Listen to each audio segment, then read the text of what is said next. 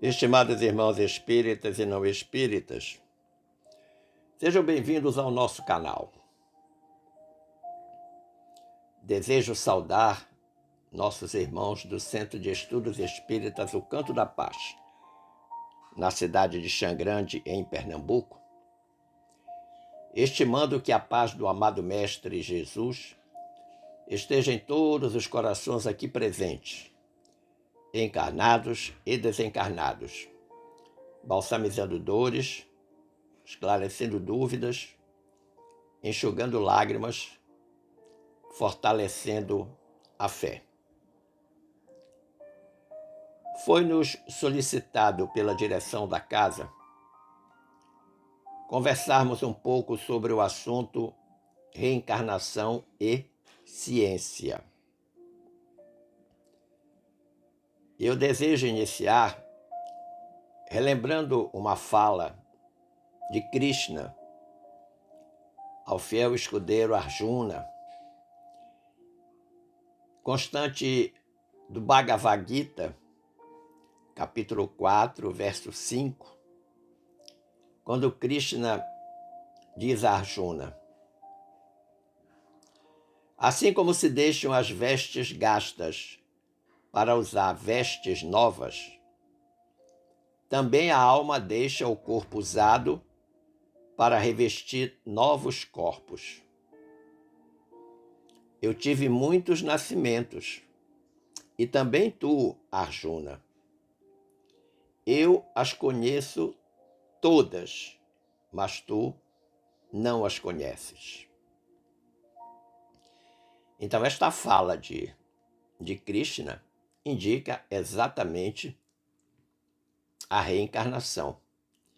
Krishna está dizendo a Arjuna, fazendo uma comparação entre a roupa usada, velha, e a roupa nova, com corpos novos e corpos velhos, que o espírito precisa todas as vezes que reencarna.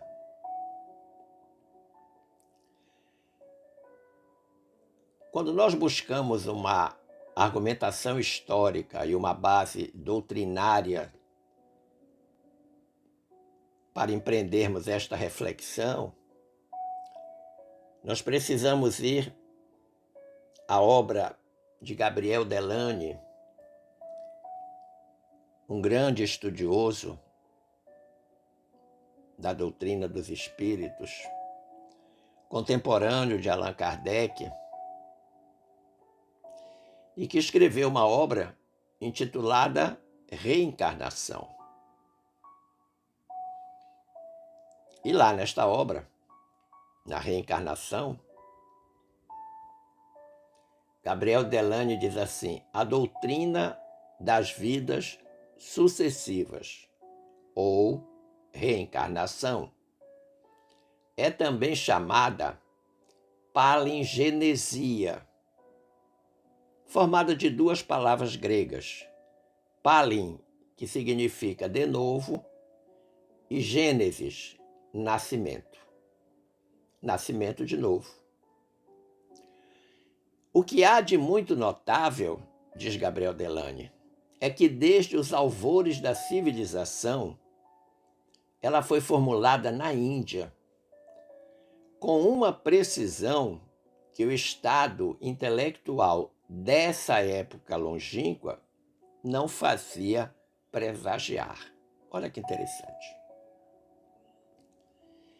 Então, Gabriel Delany está dizendo que é na Índia que se tem as primeiras notas ou notificações acerca da palingenesia ou da reencarnação. Mas o que chama a atenção é que o estado intelectual das criaturas naquela época era incompatível com um presságio dessa natureza, de se falar sobre a reencarnação. Não obstante, o grande representante daquela época ser Krishna. Aliás, Jesus, muito antes de regressar à Terra, enviou diversos diversos precursores para que convencessem as criaturas de uma série de questões todas ligadas ao progresso moral da humanidade. Krishna, Buda, Hermes Trismegisto, Sócrates, Platão, Confúcio, Lao Tse, todos esses que antecederam Jesus, tiveram exatamente esta missão. Mas não foram devidamente reconhecidos pelos seus. No Egito, a ideia da reencarnação, por exemplo, se perde nos tempos, porque ela era cultuada junto às classes dos iniciados nos mistérios de Ísis, nos mistérios da deusa Ísis. E era interessante o que acontecia naquela época, porque os ensinamentos internos e superiores permaneciam selados para o povo, ou seja, o povo não tinha acesso a este conhecimento que era próprio dos iniciados, porque não estava suficientemente preparado para aprendê-los. Mas, de uma forma geral, os escritos daquela época nos dão conta de que o povo tinha uma noção da reencarnação.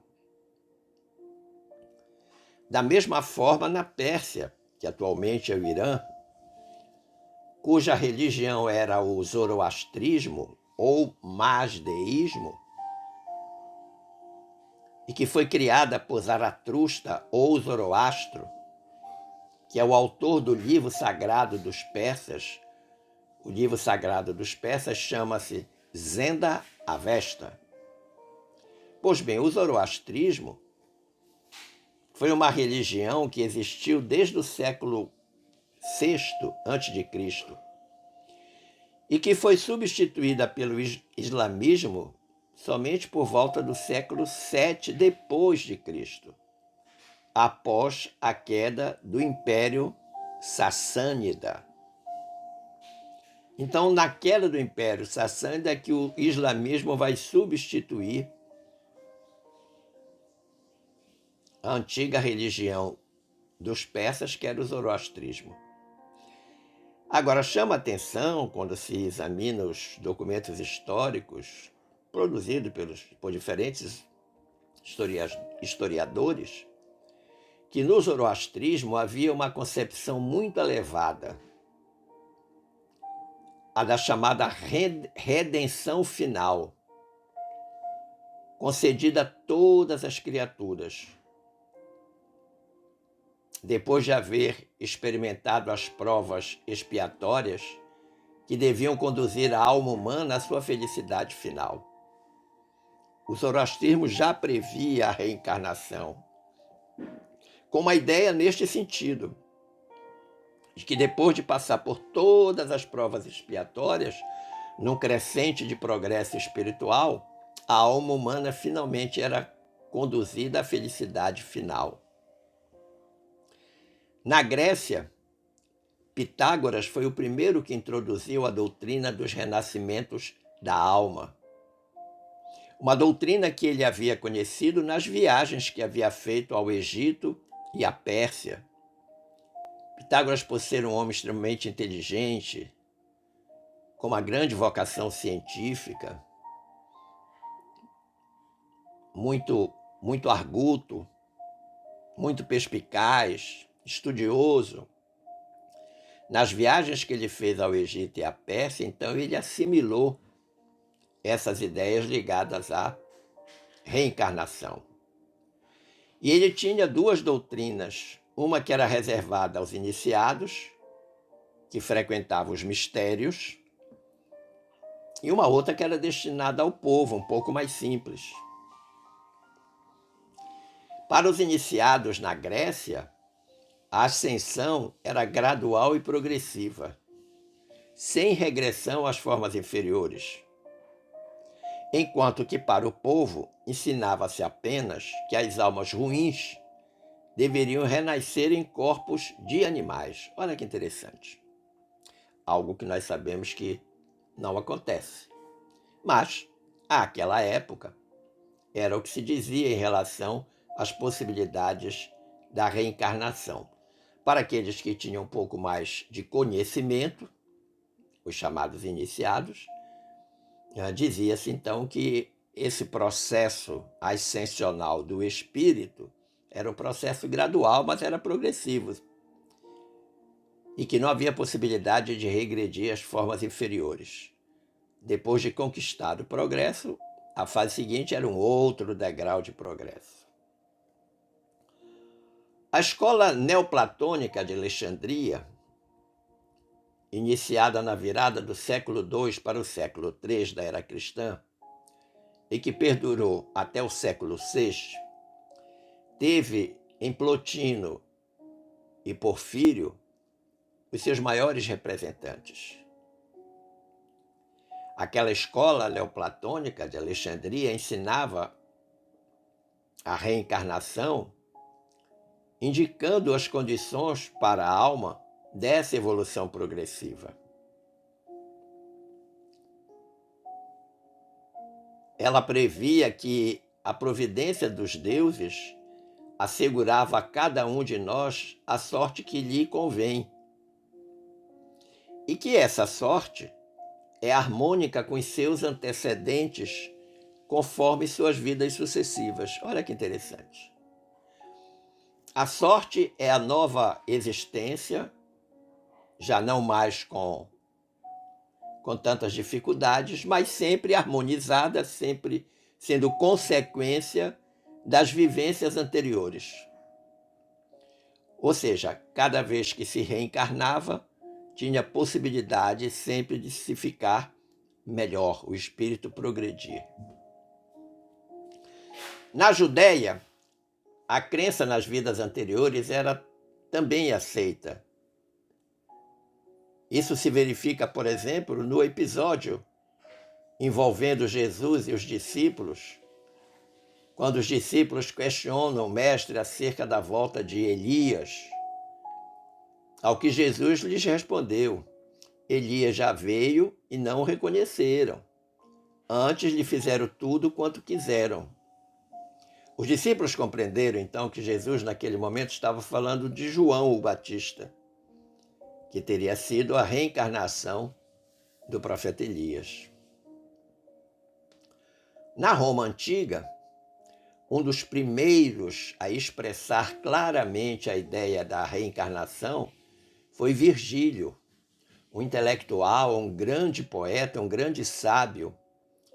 Virgílio certa vez disse: todas essas almas, depois de haver, durante milhares de anos, girado em torno dessa existência, no Elísio ou no Tártaro, que aqui estão simbolizando no céu ou no inferno, são chamadas por Deus em grandes enxames para o rio Letes, a fim de que, privadas da lembrança, revejam os lugares superiores e convexos e comecem a querer voltar ao corpo.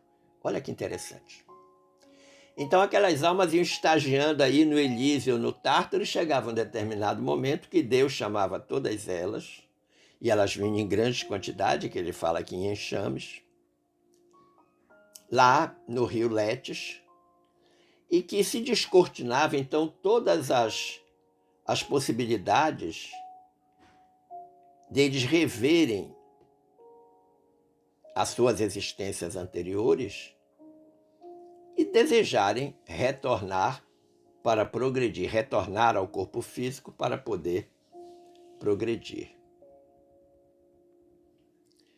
Mas quando nós pensamos em reencarnação e o Espiritismo, não foi o Espiritismo que criou a reencarnação.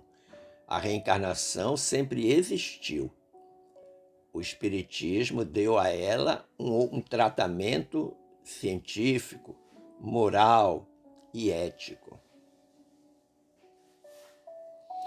No comentário da questão 171 de O Livro dos Espíritos, Allan Kardec afirma algo importante. Ele diz: a doutrina da reencarnação, isto é, a que consiste em admitir para o espírito muitas existências sucessivas, é a única que corresponde à ideia que formamos da justiça de Deus para com os homens que se acham em condição moral inferior. A única que pode explicar o futuro e firmar as nossas esperanças, pois que nos oferece os meios de resgatarmos os nossos erros por novas provações. A razão nola indica e os espíritos a ensinam. Olha que interessante essa colocação de Allan Kardec. Primeiro que ele coloca a doutrina da reencarnação como a única ideia que nós temos ou devemos ter em relação à justiça divina. Sim, porque a reencarnação é uma benesse divina, é uma prova do amor de Deus pelo homem que oferece uma nova oportunidade para que ele possa ir lutando pelo seu progresso espiritual. Mas se a reencarnação faz parte do sistema da justiça divina, e disso nós já temos absoluta certeza, o que falta então para melhorarmos o nosso modo de vida? Ora, se todos nós, especialmente espíritas, sabemos que a reencarnação é um fato e que é uma oportunidade que Deus nos dá, o que falta para nós melhorarmos nosso modo de vida, pautando a existência, a nossa existência, de conformidade com o Evangelho de Jesus? E mais, dando eco à afirmação constante do capítulo 12 do nosso Evangelho. O que trata esse capítulo 12 do Evangelho segundo o Espiritismo? Sede perfeitos. Então, o grande objetivo de Deus ao criar o espírito simples e ignorante é que ele chegue à perfeição. Agora, é um longo caminho no qual a reencarnação é um instituto necessário. Lá no capítulo 12, no Sede Perfeitos, nós lemos: reconhece-se o verdadeiro espírita pela sua transformação moral e pelos esforços que faz para domar suas más inclinações. Então, o objetivo é bem prático e bem simples: transformação moral. Mas o que chama a atenção é que os espíritos falaram: reconhece-se o verdadeiro espírita. Se tem o verdadeiro é porque existe o falso. E evidentemente que existe. O que faz de conta que está domando as suas más inclinações, que está num processo de esforço para a transformação moral. Mas o tema é ciência e reencarnação, e evidentemente que se falamos de ciência, estamos a falar dos estudos sobre a reencarnação. Apesar de ser longeva a presença da reencarnação nos escritos sagrados, muitos ainda não acreditam nela. Mas outros dão a ela um valor extraordinário. Por exemplo, Blaise Pascal, o grande Pascal, citado por Gabriel Delane na obra que eu falei há pouco, Reencarnação, Pascal dizia: a reencarnação importa-nos de tal forma e tão profundamente nos toca que é preciso ter perdido todo o senso para ficar indiferente ao seu conhecimento. Olha que interessante. Então, a importância dela é tão fundamental que só o sujeito perdendo completamente o bom senso, a lucidez, ele pode ficar indiferente ao conhecimento e ao estudo da questão da reencarnação.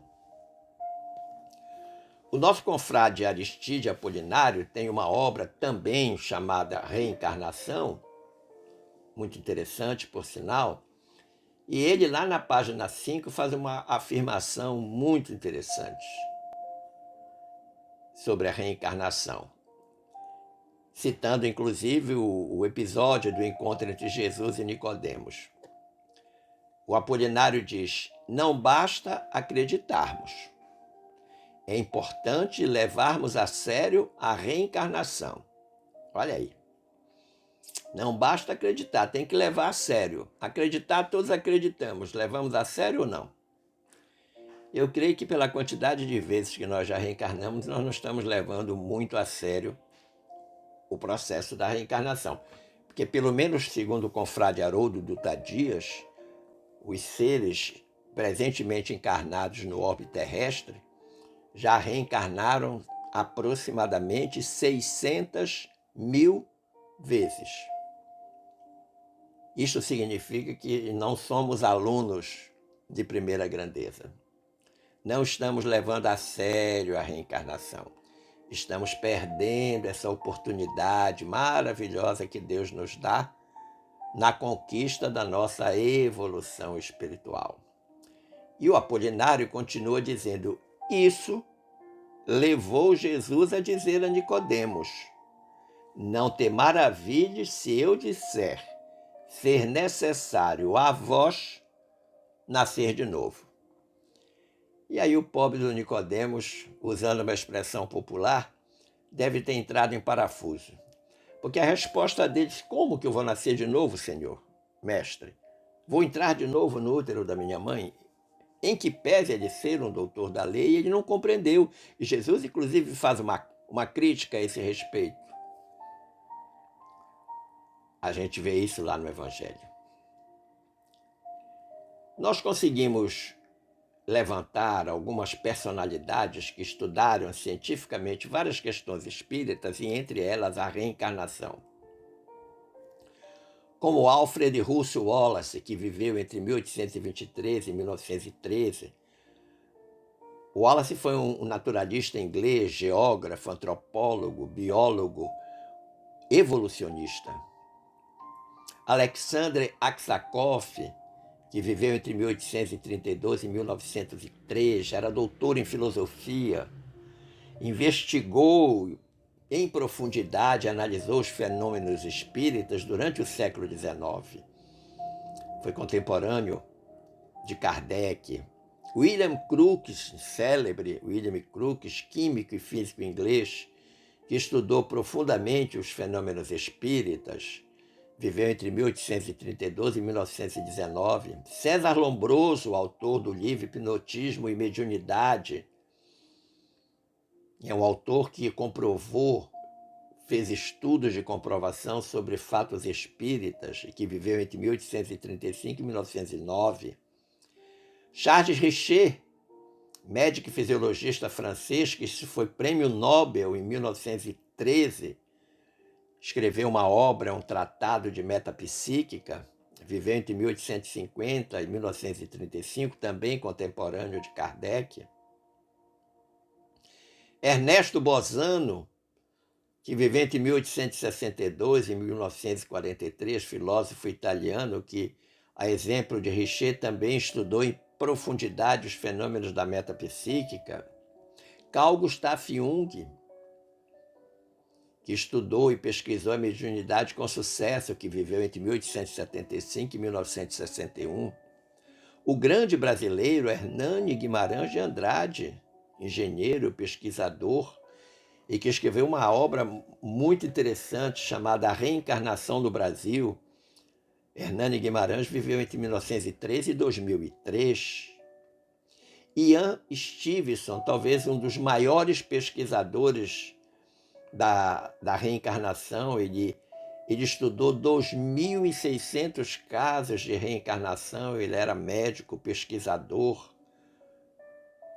e lá na Universidade da Virgínia, nos Estados Unidos, ele fez um estudo profundo sobre a reencarnação, e a Stevenson viveu entre 1918 e 2007.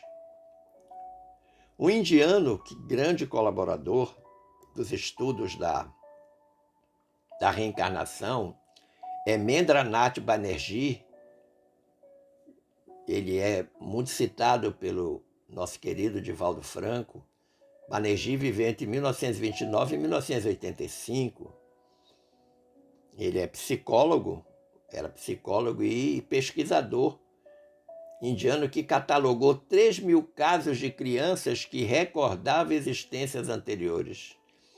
Ele passou um quarto de século estudando a reencarnação, 25 anos, só estudando reencarnação.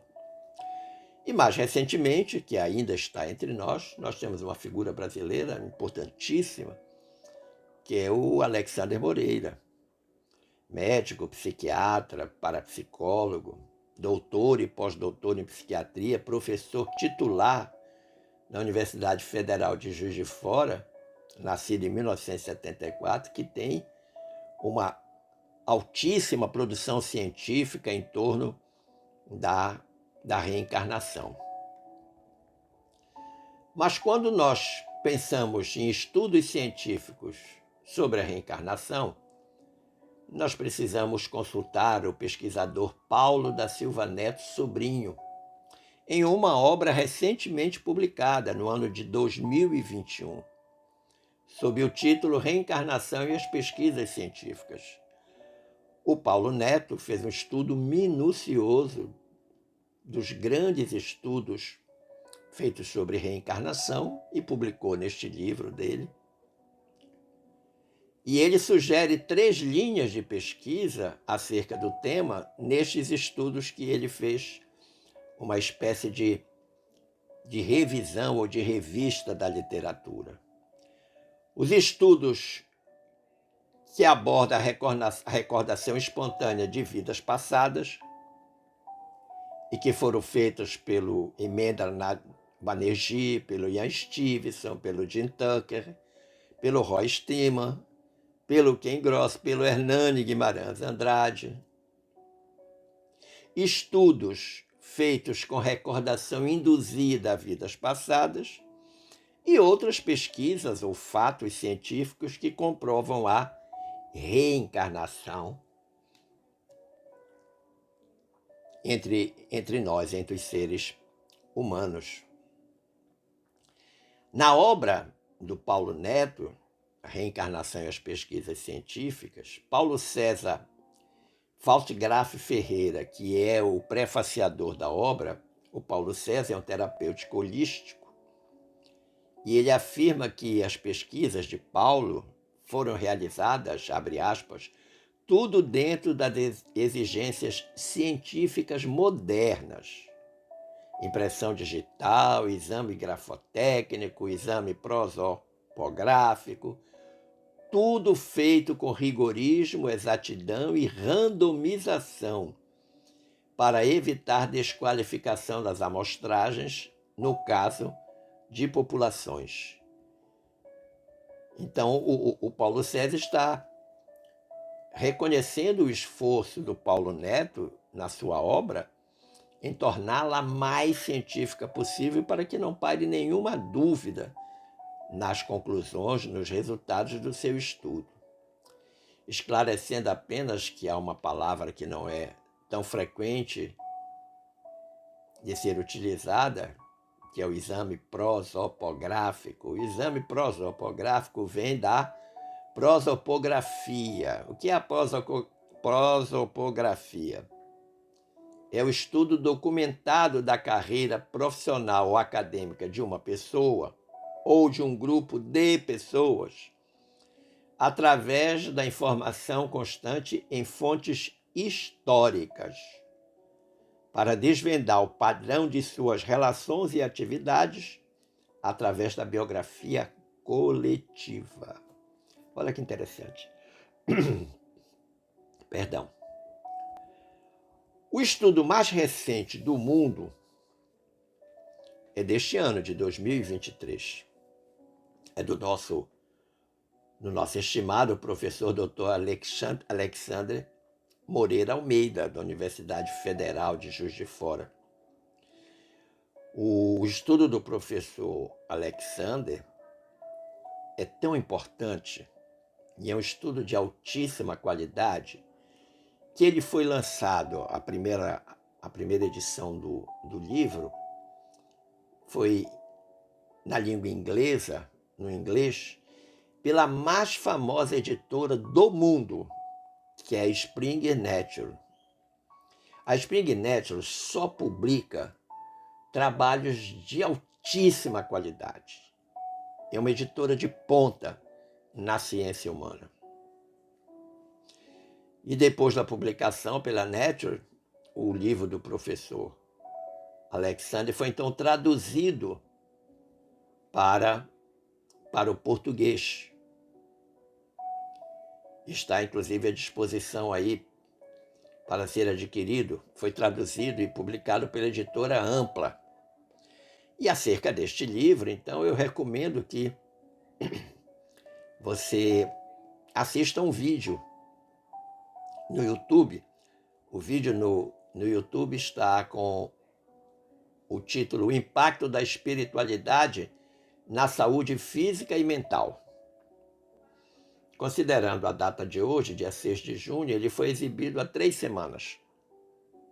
E é simplesmente extraordinário a gente ver um encontro que tem do Haroldo Dutra Dias com o Dr. Alexander Moreira Almeida, em que os dois, o Haroldo, na realidade, vai entrevistar o Alexander e eles vão tecer belíssimos comentários sobre a questão da espiritualidade e a saúde física e mental. Mas você deve estar curioso, como é o nome do livro do Alexander Moreira Almeida? Em inglês, Science of Life After This, ou Ciência da Vida Após a Morte. Esse é o livro do professor Dr. Alexander Moreira Almeida. Mas para melhor compreendermos este assunto, e já nos encaminhando para o encerramento da reflexão, eu trago 2 casos para ilustração coletados na nossa pesquisa feita na internet. O primeiro, ele é denominado estado intermediário. E o protagonista deste estudo é o psiquiatra americano Brian Weiss. É um neuropsiquiatra, considerado uma das maiores autoridades do mundo em neuropsiquiatria. E a carreira do Brian Weiss mudou após uma sessão que ele teve com uma criança de nome Christine. E essa criança era paciente dele e ela relatou para ele uma conversa que havia tido com o pai do psiquiatra.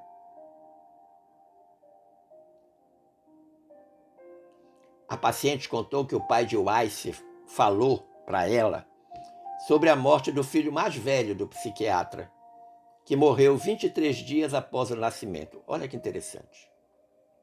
O pai do Weiss já era desencarnado. Nessa sessão de regressão, o pai de Weiss revelou que o bebê morreu porque o coração da criança foi para trás. Foi para trás é uma expressão que ele usa para dizer que as veias do coração do bebê cresceram do lado errado, numa posição anatomicamente errada. E essa criança relata tudo isso para o Brian Weiss. A partir daí, então, ele começou a pesquisar sobre o assunto da reencarnação. E ele tem um livro que eu recomendo para todos, eu já li, chamado Muitas Vidas, Muitos Mestres.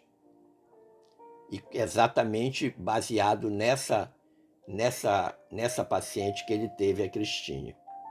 Outro exemplo que nós trazemos, ele tem o título Caligrafia Reencarnada. E aí é uma criança de 2 anos, o personagem do caso. Aos 2 anos de idade, um indiano chamado Taranjit Singh dizia que tinha nascido numa aldeia chamada Shakshela, em Jalandhar, na Índia, e que naquela época o nome dele era Satnam Singh. O rapaz dizia que estudava na classe 9, a série do estudo chamava-se classe 9, e que era uma classe que tinha estudantes com idades que variavam entre 15 e 16 anos. E segundo esse jovem, ele andava uma vez de bicicleta, voltando da escola para casa, quando foi atingido por uma moto. Ele foi atingido por uma moto e veio a desencarnar por conta disso. E ele veio a desencarnar. Esse acidente foi em setembro de 1992. E ele dizia, o jovem, que na época do acidente, no dia do acidente, ele tinha com ele 30 rúpias, que é a moeda, o dinheiro indiano, e os livros. E que tanto o dinheiro quanto os livros ficaram banhados com seu sangue. E ele sempre contava essa história. Até que o pai dele, chamado Jet Singh, resolveu investigar. E descobriu, através de um professor, lá na cidade que o menino dizia, o Taranjit, a existência de fato de uma criança chamada Satnam Singh, que morreu num acidente de bicicleta, foi atropelado por uma moto, e que naquele dia a criança estava com 30 rúpias e com os livros, e que ambos ficaram manchados de sangue. Esta história foi comprovada por um cientista forense, de nome Vikram Raj Chawan, que comparou as letras de Taranji e Satnam e atestou a semelhança entre elas. Olha que interessante. Então, o pesquisador forense fez um estudo grafotécnico e comparou as letras do Taranjit, que era o que estava relatando que tinha sido Satnam, e letras do Satnam, que foi conseguida lá na cidade onde ele havia estudado, lá onde ele havia desencarnado depois do atropelamento com a moto. Então, são casos em que a ciência vem de encontro ao assunto reencarnação para dar-lhe comprovação. Porque não tem outra forma de nós entendermos o assunto.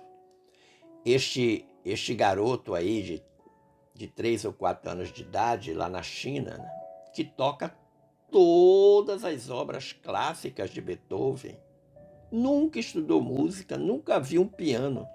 O dia que viu e sentou, fez maravilhas. Conclusivamente, nós ficamos com a resposta do cientista e pesquisador Amit Goswami. Amit Goswami, ele é autor da obra A Física da Alma. Ele, certa vez, foi perguntado, em sua balizada opinião, a reencarnação é científica? E ele respondeu, a minha resposta é um retumbante sim. Pense, os dados sobre reencarnação dão-nos evidência definitiva de que a mente não é o cérebro. A mente não é o cérebro, pois ela sobrevive à morte do corpo físico. Além disso, diz lá o Goswami, o propósito da ciência é levar as realizações, experiências e sabedoria das pessoas ao cenário público, por meio de teorias e experimentos em desenvolvimento, dos quais todos podem participar e todos julgam úteis. Creio, diz o Amit, que o modelo que estudamos aqui cumpre esse propósito.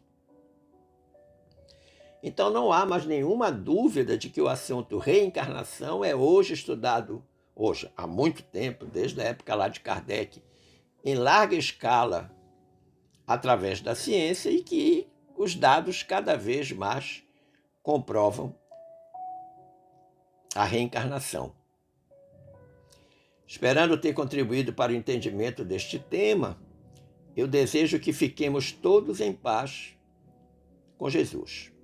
Um forte abraço.